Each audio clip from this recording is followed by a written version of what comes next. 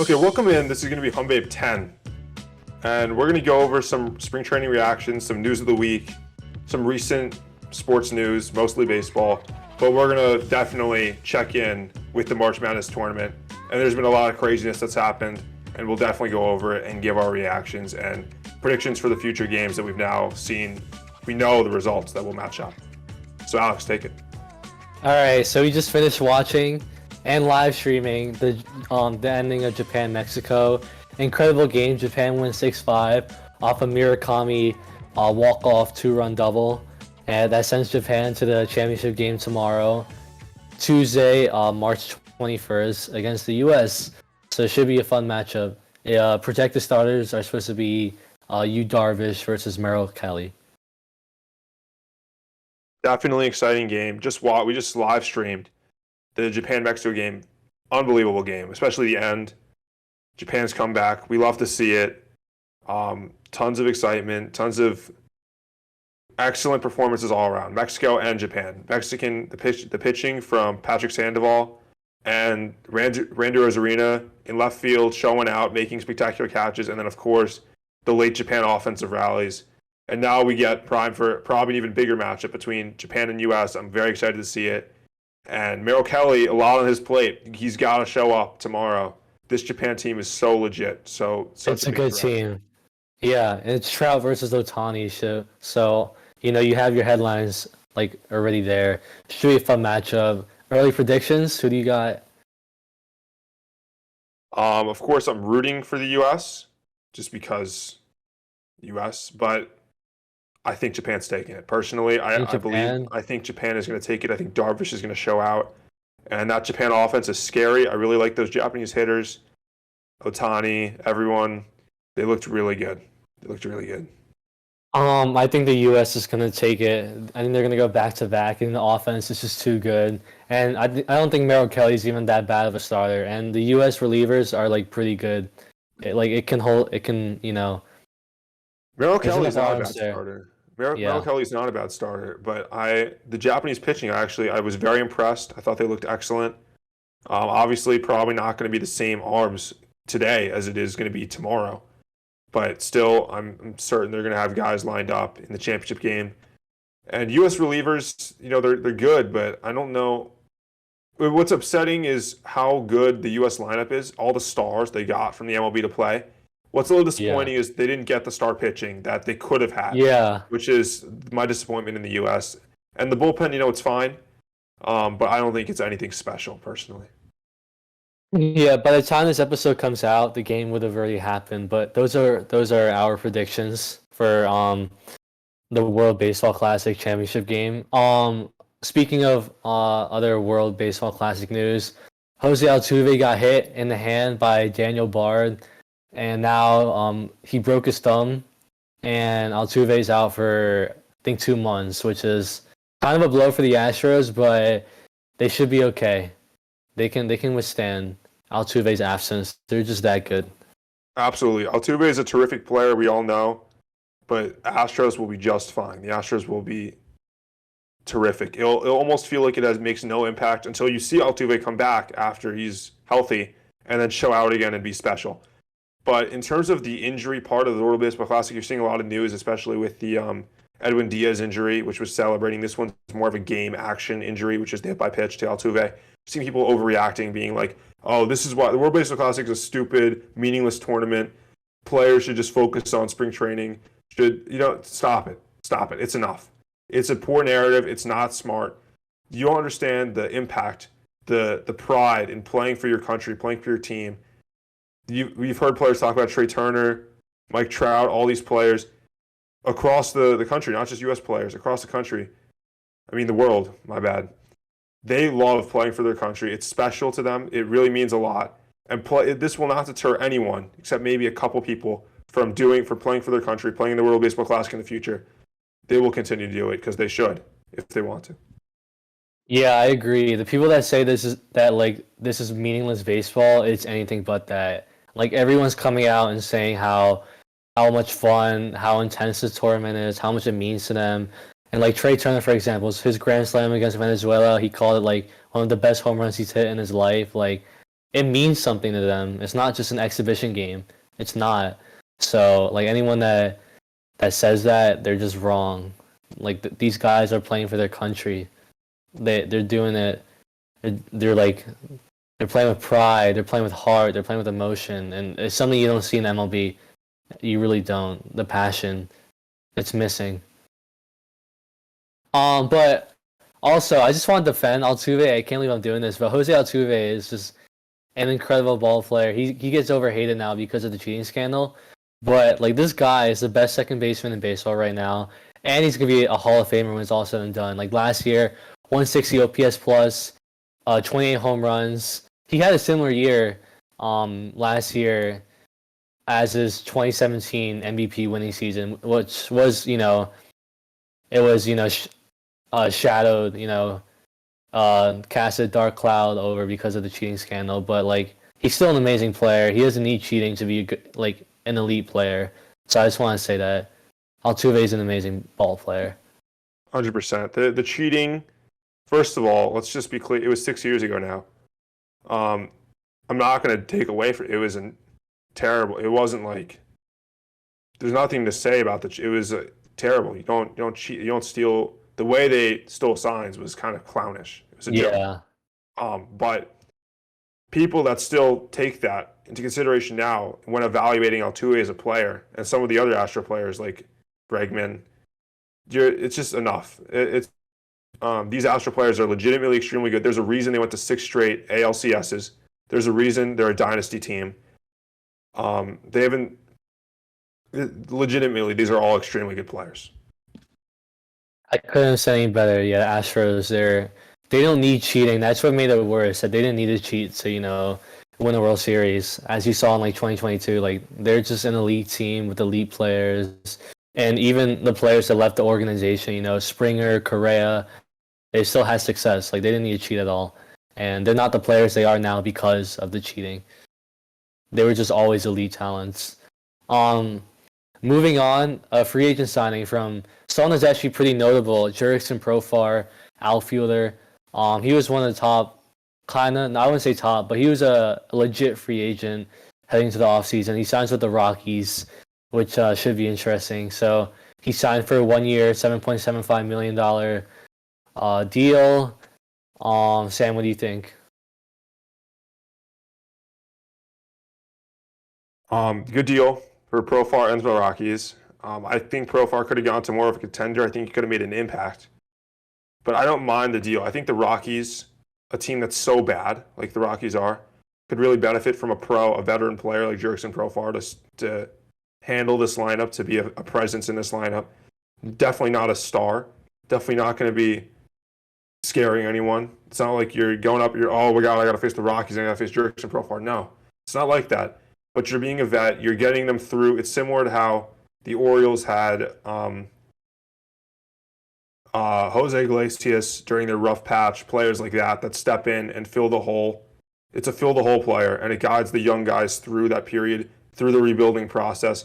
The Rockies are rebuilding for an endless rebuild, but you're still going to need these type of players to get you through. So good for Jurickson Profar, and that's about it I have on him. At this point in his career, he's not really a great player. He's a league average player. Well, I slightly below, honestly. So last season, Profar actually had a solid year. Like low K rate, 111 OPS plus, solid left field defense. So I actually thought heading to the offseason he would have gone, a multi-year deal. Obviously, that didn't happen for him, but he's still, I would say, an average player. Former top, he was a former number 1 prospect like 10 years ago. Jurickson Profar. I didn't know. I know that his brother played in the Little League World Series a couple years ago, which is interesting, but I did not remember Jurickson Profar being number 1. No, in like 2011, 2012, he was the number 1 overall prospect. He was supposed to be a superstar. Obviously, he's not that, but he's still a very solid player. I'm interested to see where the Rockies play him, because he can play both the infield and the outfield.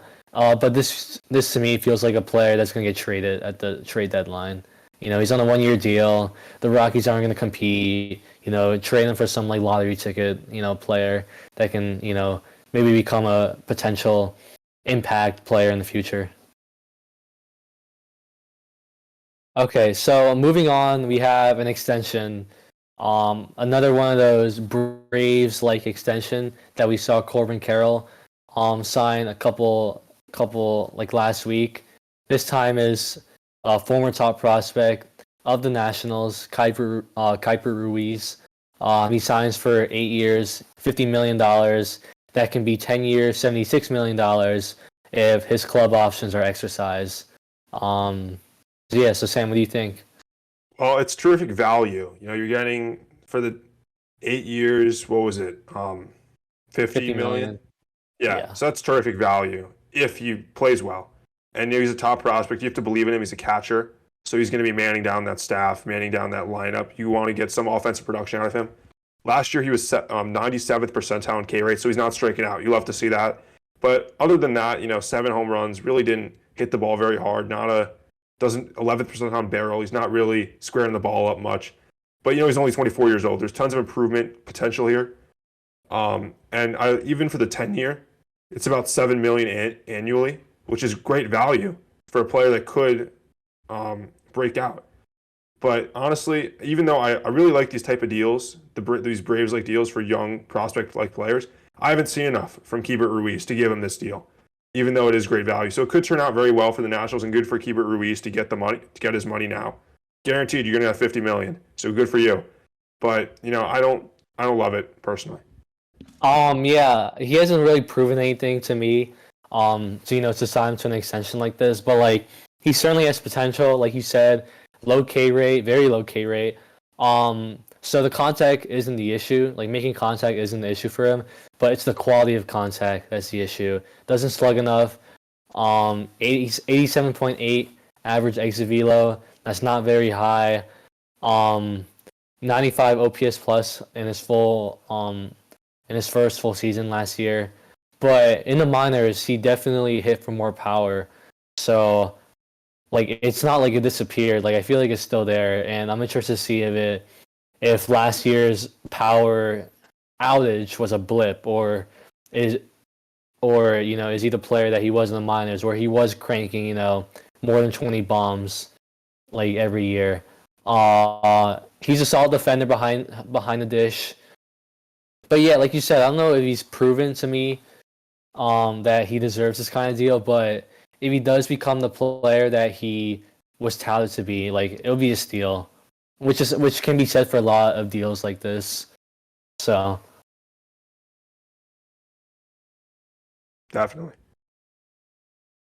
okay, so that's it for the recent news in the baseball world. One more thing, and this is kind of spring training stuff, but it's about IKF, who is a player I like. It's a kind of a joke a little bit, but it's a player that I follow. And IKF is going to be a utility player now. He's going to play infield and outfield, maybe more outfield, honestly, now, which I just think is really interesting to follow. Because we said, is IKF going to be a starting shortstop? Because he's really not very good. It's a joke. He makes very high contact hitter. I think he's kind of clutch, honestly, but definitely you have more potential with Peraza or Volpe. And they're clearing the hole for Peraza and Volpe, primarily Volpe. But we now know for sure IKF will not be starting opening day at shortstop. Maybe he won't be in the outfield, but he will. What they're trying to do by him playing the outfield is get him more versatility, make him even a super utility player, so that his value goes up, so they can trade him. That's what I think they're doing. But that's what I'm seeing here. What do you got on IKF? I don't know. Him in center field, like, it makes no sense to me. Like, he has speed. He might get to balls, that some other players can't, but he has one of the worst arms at shortstop. And now you play center field and you add his arm to that mix, like, he cannot throw out anybody with that arm. He actually has a noodle arm.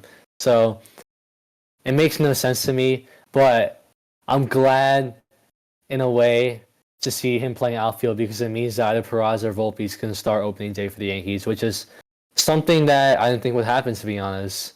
But, Volpe especially really he's pushing the Yankees' hands here. He has to play. So that's my take on IKF and just the whole shortstop situation for the Yankees. All right. Yeah. So So that's it for MLB news. Recently, at the time we're recording this, it's not May. It's March 20th. So opening day is in 10 days. So baseball season, is coming upon us. Opening day is almost here, and I don't know. We're both really looking forward to it. Should be an exciting year. Hopefully, a lot of our picks come true. A lot of our predictions. But I mean, over the past, since Thursday to Sunday, we had 4 days of nonstop college basketball. So madness, baby. it was madness. Nonstop madness. A lot of big upsets. Most notably, Fairleigh Dickinson beating the Big Ten champions Purdue, and Princeton, an Ivy League, beating the Pac-12 tournament champions of Arizona, who I had going very far. So I mean, a lot of madness. Yeah. Well, first thing is we'll talk about FDU. FDU fired me up. I love seeing it. 16 seed, only second ever. UMBC was the other one. FDU was for real. They looked legitimate. I love seeing it. So they shortest team in Division I basketball, the steals 6-3. leader in the country. Yeah. 16 seed, FDU. First of all, Purdue, how could you ever let this happen? But secondly, Purdue did not look sharp at the end of the year. They did not look good at all. So I had them losing second round to Memphis, but it happened even earlier than I thought it would. They lost to FDU, who was a play-in team, who didn't even win their conference tournament. They lost to Merrimack. They weren't even supposed to be here. That makes it even better. But FDU was just outstanding against Purdue. They were making a ton of steals, draining shots, just playing clutch. They didn't even shoot for a very high percentage. They were just getting it done defensively and offensively. What I love most is they were pressing the amount of energy it takes to press the entire game. It's insane. They brought the energy, Purdue did not, and FDU just outmatched Purdue that day. They got it done. And then unfortunately, they lost in the round of 32 to FAU, Florida Atlantic. They lost by 8, but they played really close. It was a very competitive game. It was not at all a lopsided game. They looked like they could compete with these other teams. The press was legitimate. And they held them until the final couple minutes. FAU broke away. But I love seeing it for FDU. Fairleigh Dickinson Knights, get it done. Yeah, man, I had it wrong about Purdue. I had them in the Final Four. I thought the supporting cast, obviously Edie is your National Player of the Year. I thought the supporting cast was going to be good enough for him to at least make it to a Final Four. But man, their inexperience showed against FDU. They didn't. Braden Smith and Fletcher Lawyer had no clue how to handle the press.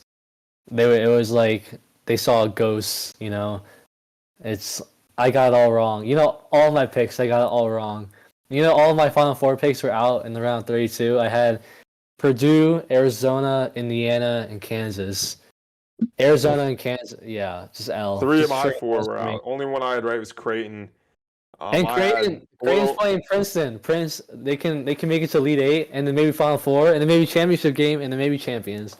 Who knows? Creighton looked sharp. I'm very proud of Creighton. They played really well against Baylor, dominated the whole game. I don't think they ever trailed. They looked really good. But I'm most proud. I'm not proud, but I'm loving my first upset that I picked, and this game had me fired up, and it was Furman. The Furman Paladins upsetting Virginia on that wild play. Kihei Clark, what are you doing? What are you doing, Kihei Clark? Throwing the ball up in the air, and the Furman Paladins made a play. Heen grabbed the ball, passed it to what's his name on Furman?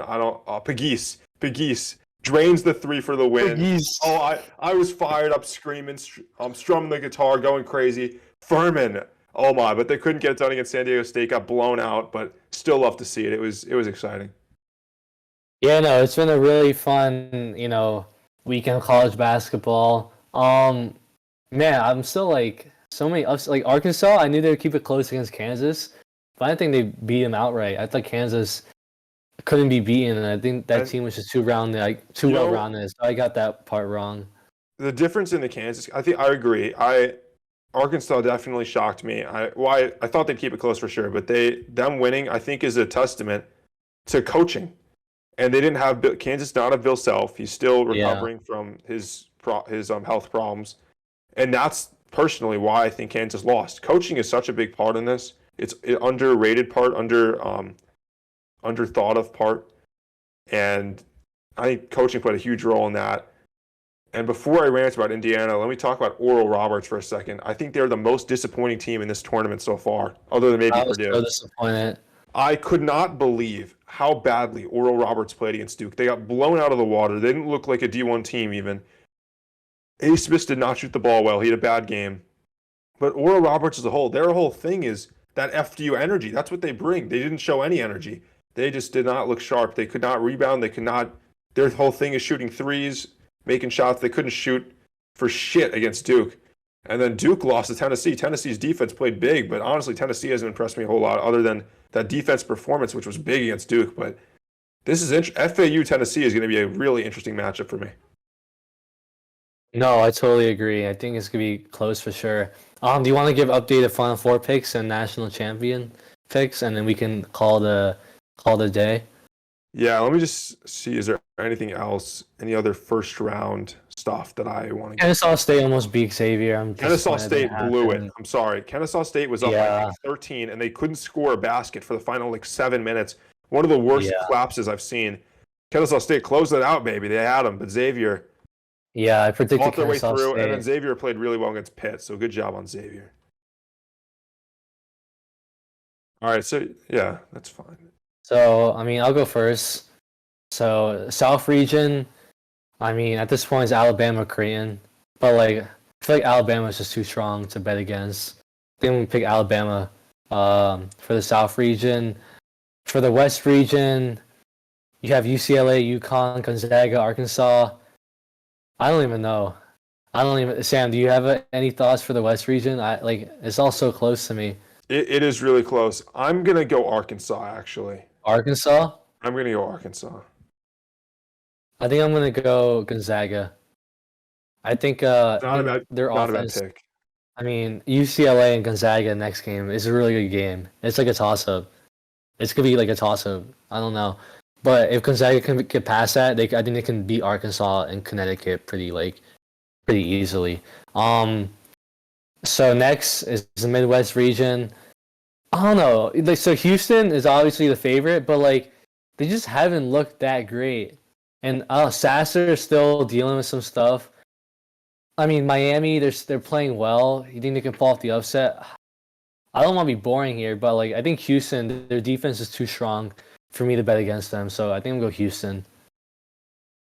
Let me go to the South. Of course, I'm going Creighton in the South. I'm riding with Creighton. They've looked sharp. And I said I think Arkansas in the West. For the Midwest, you're right. Houston has not looked particularly good. Miami has looked very good against Indiana. They just blew them out of the water. My Indiana rant is just I cannot stand Indiana the way they played against Miami. It just drove me crazy. There's so many things, but I'll ignore that for now. The fact that Miami pulled it out against Drake, they went on a 16-1 run to end the game. First of all, Drake, what a collapse, please. They're a veteran team, Drake. They should have closed that out. And then Indiana could have beaten Drake. So I'm mad at Drake, first of all. That's the first thing I'm mad at, because Indiana would have handled Drake. But just terrible. I knew Indiana would lose because they're so inconsistent the whole year. They're up and down, up and down. They play well, they play badly. Today, against Miami, they played so badly. But for the Midwest, I'm going to go with Texas. Houston has not looked good. Maybe they escaped Miami, but honestly, I think Miami will beat them. And then if we get Miami, Texas, I think Texas is going to handle Xavier, and then I think Texas is going to get through. So that's my pick for the Midwest. All right, not too bad. Honestly, these are all toss-ups. There's going to be really good games, really close games. I'm just going to bet on Houston's defense to come through. I feel like Texas, there's too inconsistent offensively. They have good pieces. Serge Jabari Rice was very hot against in this tournament so far. But Marcus Carr, Tyrese Hunter, they're all inconsistent scorers. And I don't know. I don't want to bet against inconsistency in March. And the last region, I'm going Michigan State. My Spartans. I think I predicted them to Sweet 16. I predicted them to make it to Elite 8. But I think they can take a step further and make it to Final Four. Well, how about my take on the Big Ten? Big Ten teams through the round of 32. They had 8 Big Ten teams make the tournament. All but one are out after the round of 32. It's just Michigan State standing. Big Ten, what is wrong with you? Please play better in the tournament. You guys suck. Jesus. I thought K-State looked really sharp against Kentucky. Yeah. And that's a really tough one. K-State, Michigan State. I think the winner of that game wins this region, and I'm going to go with K-State. If K-State wins, I think Tennessee is gonna like. They're too physical. They're too good defensively. They're like Kentucky. Kentucky is not as good as Tennessee, and Tennessee manhandled Duke. I thought that was such an impressive game. They manhandled Filipowski, Roach, like all of those guys. So I feel like if Kansas State beats Michigan State, I think Tennessee's gonna go Final Four. But if Michigan State wins, I think Michigan State's just gonna have the momentum. They're gonna ride the Spartan wave to the Final Four. Well, first thing is don't count on FAU to beat Tennessee. That's the first thing. And second thing, Tennessee was really, you are right. They were extremely impressive defensively the whole tournament and the whole season. Whole season, yeah. But offensively, they really can. They're just not good enough offensively for me. I think someone's going to beat them. Maybe FAU, but even if they sneak past FAU, K-State looked really sharp for me. All right, so wait, so who's your Final Four pick? K-State? K-State. Okay. All right. So my Final Four is Bama, Gonzaga, Houston, and K-State. Not K-State, Michigan State. All right. Wait, I gotta figure out who's gonna play who. Bama would play Michigan State, and Houston would play Zaga. Okay. So from that, I'm gonna pick Gonzaga to beat Houston. And then for Bama and Michigan State, I didn't want to pick Bama. And then should I write? I can't bet it. So my national championship game would be Bama versus Gonzaga, right? But like, I think Bama's a better team. But like, are they really gonna let? Are they really? The basketball gods really gonna let Bama win the national championship after the Brandon Miller situation? No, right? It won't happen. But like, it won't happen. But like, I don't think Gonzaga is like a national championship contender. I don't know. But based on my logic, I'm going Gonzaga national champions. Your team is going to go out on top. But Gonzaga can easily lose against UCLA, so I could look like an idiot. Like that game's a issue. Gonzaga. What's funny about Gonzaga is they've had so many years at number 1 seed where they've had such a good team. Could have easily have gotten it done. They've just never been able to figure out how to get it done. But my Final Four is Creighton against K-State. I'm going to go with Creighton. And then I have Texas against Arkansas. I'm going to go with Arkansas. And then I'm going to have Creighton, Arkansas in the championship, and I'm going to ride Creighton. Man, Creighton is so good all around. Like, Kalkbrenner's one of the best center in whatchamacall, in the country. I didn't even know Shireman was from another school. I thought Shireman was homegrown. No, but, like, those guys, all 5 Creighton starters are legitimate scoring threats. That's why I love them. They're so good offensively and defensively. They play better. Nemhard plays exactly like his brother. Kaluma, he can be inconsistent, but when he's on, he's like unguardable. Like they have players everywhere. It's a really well-rounded squad. Okay, so you're sticking with Creighton. I'm going with Zaga, but I mean, I'm not confident in that pick. Gonzaga can definitely lose against UCLA on Thursday. But that's it for our episode. Next time we record, it's gonna be basically a couple more days away from opening day, so it should be exciting times. I can't wait for our in-season podcast. And also baseball vlogs should be coming soon. My spring break's coming up. Definitely gonna go to a Yankee game. So that's it for episode 10 of Humbabe. Thank you for listening, everyone. We just hit 100 subscribers on YouTube, so that's an incredible achievement. So it's because of you guys. It's all because of you. Yeah, it's always the fans. It's never us. Always the fans. So thank you to everyone for all your support. It means a lot to the both of us. And so that's it for episode 10. Thank you for listening, everyone, again. And keep humming, baby. Let's get to 1,000. Let's get to 1,000. Keep humming, baby. Next step, keep humming.